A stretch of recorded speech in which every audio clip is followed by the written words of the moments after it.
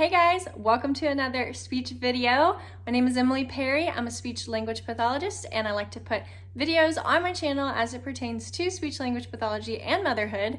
So welcome back. Today I'm going to give you a speech video. We are going to talk about stuttering. I've had a few different people ask me now about stuttering techniques and therapy strategies, and so I thought I'd make just a quick little video for you guys. There is a lot when it comes to stuttering and I could never cover all of it in one video, but I thought I would just show you guys two techniques that are used a lot in therapy for stuttering that people find very helpful, and maybe if you have come today looking for a little bit of assistance or aid in that, you'll find that these techniques are helpful for you. The definition of stuttering would be a disruption in the forward flow of speech, and stuttering can present itself in many different ways and at multiple severity levels, and I won't get into that too much in this video, but I do want to talk to you guys about how stuttering can present itself in everyday speech so that you're more aware. One way that stuttering can present itself is what we call blocks, which would sound like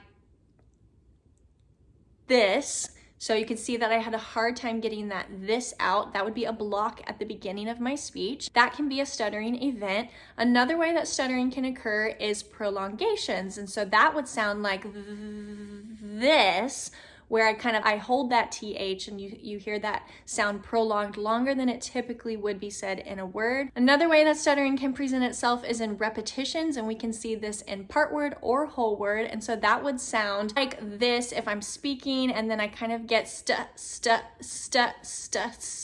on one word. You'll see that part word repetition, or I might get stuck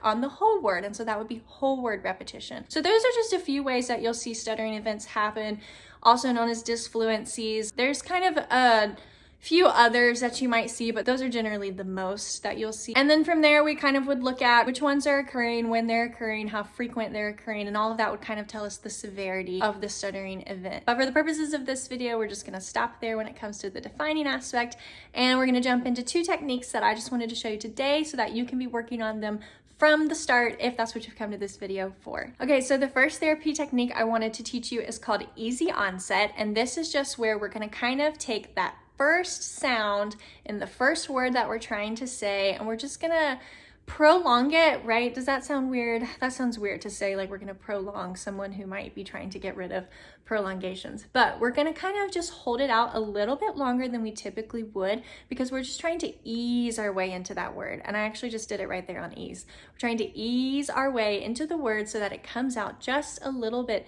gentler, smoother, and it sets us up for more successful speech. An example of this would be if somebody said, "Hey Emily, what color is your hair?" Instead of saying, "My hair is brown," which is sharp, it's hard, I didn't have a lot of time to let my mouth catch up with what I'm trying to say, I would ease my way into it. So I would say, "My hair is brown." And you can just hear that subtle difference. I'm telling you, when you're talking to somebody, they're not even gonna pick up on it, but it helps you set yourself up for so much more success for fluent, smooth speech. "Hey, did you have a great day?" "Yes, I had a great day today." Instead of, "Yeah, I had a great day," I can smooth and ease my way into that sound. So super easy one to practice. I'm not saying it's easy to master, but it's easy to practice on a daily basis, because if you're talking, you can find a way to ease and smoothen out that speech at the beginning. The second therapy technique I want to show you guys today is called light contact, and this is where you're going to actually articulate the sound in your mouth before you speak it out loud. So what does that mean? So the articulators in our mouth are our teeth, our tongue, so many things, that I won't get into anatomy wise, but they're all the things that help our mouth set up the structure we need to produce a specific sound, right? So for M, we know my lips have to be closed. The sound's coming out through my nose. That's how our articulators work to make that sound. For T, we know that my lips cannot be closed for T. My tongue is working really hard to be in the right spot to make that T sound, and the air is coming out of my mouth. So what we're gonna do for light contact is we're just gonna kind of hit those spots before we even start talking. So if someone said to me, "Emily, who makes the sound arg?" I wouldn't just go, "Pirate." I instead would bring my lips together as if I'm gonna make that P sound, but I would bring them together before I actually start to make the P sound. So I would go, "Emily, who makes the arg sound?" "Oh, pirate." And again, let me just tell you, people are not even going to notice you're doing this. The more and more you practice it, the more natural it will become, the more natural it will appear to others. And again, it just helps set you up for the best success for smooth, easy, forward-flowing speech. Another example of that would be, oh, Emily, I loved that pie that you brought last weekend. That was delicious. And instead of saying thank you, I could go, thank you. And you just see that my tongue went between my teeth just before I started to speak. So those are two therapy techniques that just really can help set you up for success if you're really, really working on trying to smoothen out and have smoother, easier flow in speech. Now, I know I probably get a lot of comments from people who say this didn't work for them, or there's so much more that goes into it than what I'm saying, and these techniques are not a one fit all, and it's absolutely right, they're not, and there is so much more that goes into disfluencies and stuttering than what I'm saying in this video. But remember that my goal and the purpose of this video is just to show and teach two new techniques that you may not have ever encountered or tried before. And my hope is that you would find success with them, but if you don't be discouraged.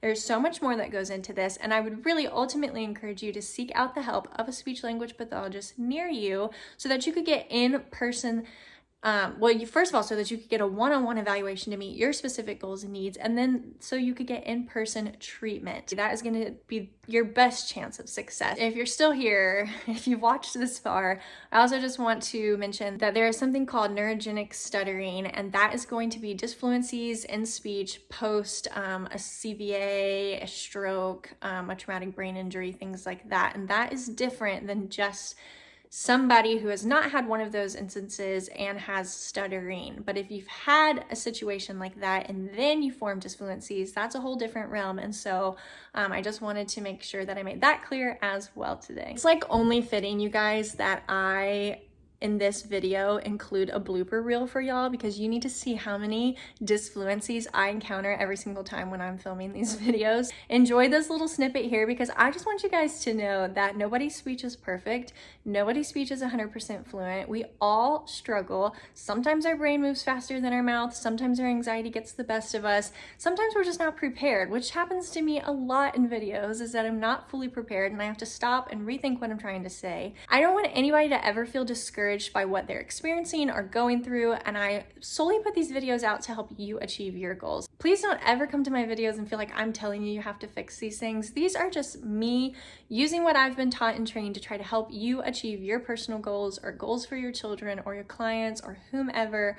So anyways, I thought I would just show you that I too have disfluent episodes. We all have those moments, and so don't let them get to you. Don't let what people think get to you.